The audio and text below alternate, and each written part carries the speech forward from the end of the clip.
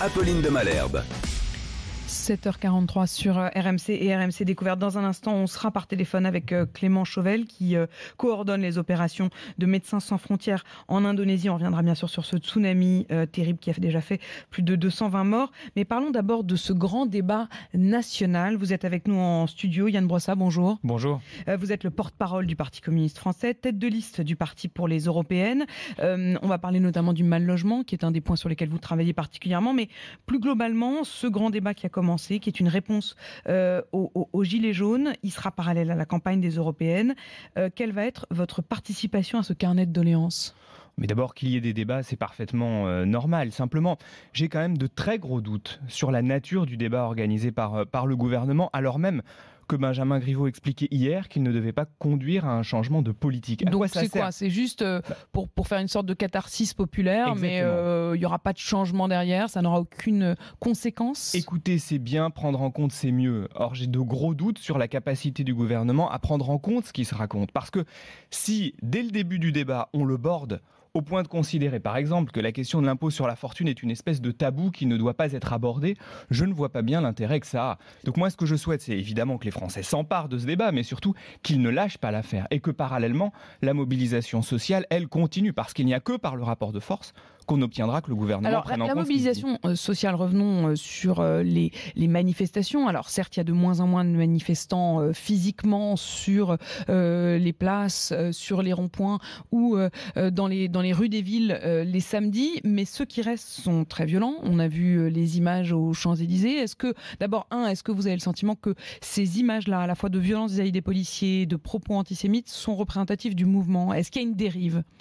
D'abord, l'antisémitisme, il doit être combattu de manière extrêmement ferme.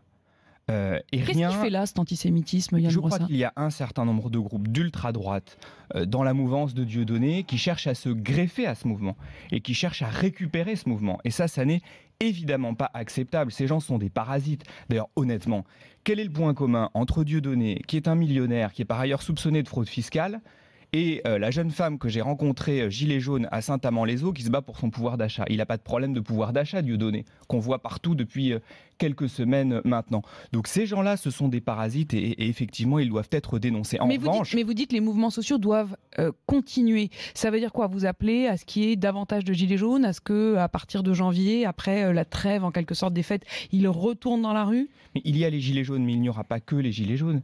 Il y a des tas de professions aussi qui sont en colère. Je pense notamment à la question des fonctionnaires.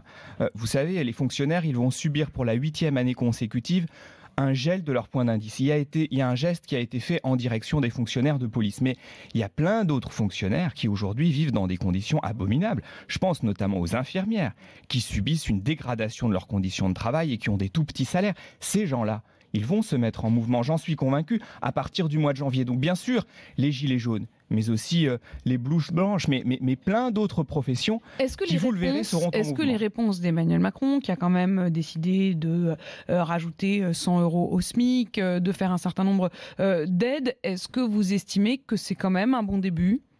Ce sont des réponses qui sont très insuffisantes. Il a été contraint de fait de réaliser un certain nombre de gestes, notamment sur la question du pouvoir d'achat. Mais enfin, plus le temps passe, plus ça apparaît pour une entourloupe. Parce que sur la question du SMIC, par exemple, il n'y a qu'un smicard sur 2 qui sera concerné. Et donc, au final, les Français ont le sentiment qu'on s'est moqué d'eux. Donc, je ne pense pas du tout que la colère sociale qui s'est levée depuis quelques semaines maintenant va s'éteindre du jour au lendemain. Je pense au contraire que cela va encourager d'autres catégories à entrer en mouvement à partir du mois de janvier. Alors, Yann Brossat, il y a un point sur lequel vous travaillez particulièrement, qui est la question du mal-logement. Évidemment, avec l'effondrement des immeubles à Marseille, cette question est revenue sur le devant de la scène, mais également plus globalement avec le mouvement des Gilets jaunes qui disent qu'ils n'ont pas suffisamment les moyens de bien se loger. L'habitat insalubre qui continue à progresser partout en France, mais en particulier en Île-de-France. Là-dessus, vous avez demandé quoi ? D'abord, en matière de lutte contre l'habitat insalubre, nous avons à Paris, et je le dis comme adjoint en charge de ce dossier, une expérience qui prouve qu'on peut lutter contre l'insalubrité. À Paris, en 2001, il y avait 20 000 logements insalubres. Et ces logements ont été sortis de l'insalubrité. Simplement, ça suppose d'y mettre les moyens. Et ça suppose d'être capable d'utiliser la carotte et le bâton. La carotte pour aider des propriétaires à faire des travaux quand ils n'en ont pas les moyens.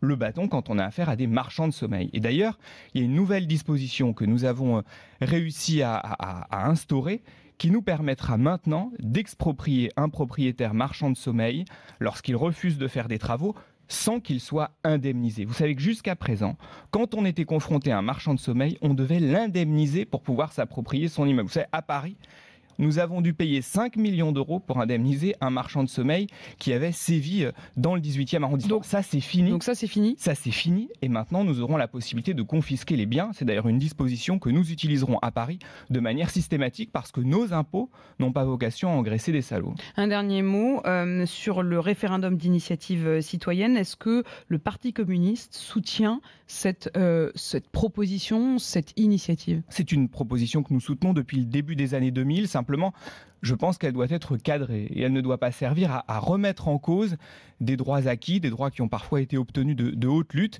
Il faut qu'ils puissent nous permettre d'obtenir des droits supplémentaires et certainement pas remettre en cause des droits déjà obtenus. Merci beaucoup Yann Brossard. Je rappelle que vous êtes le porte-parole du Parti communiste français et que vous serez d'ailleurs tête de liste du parti pour les européennes.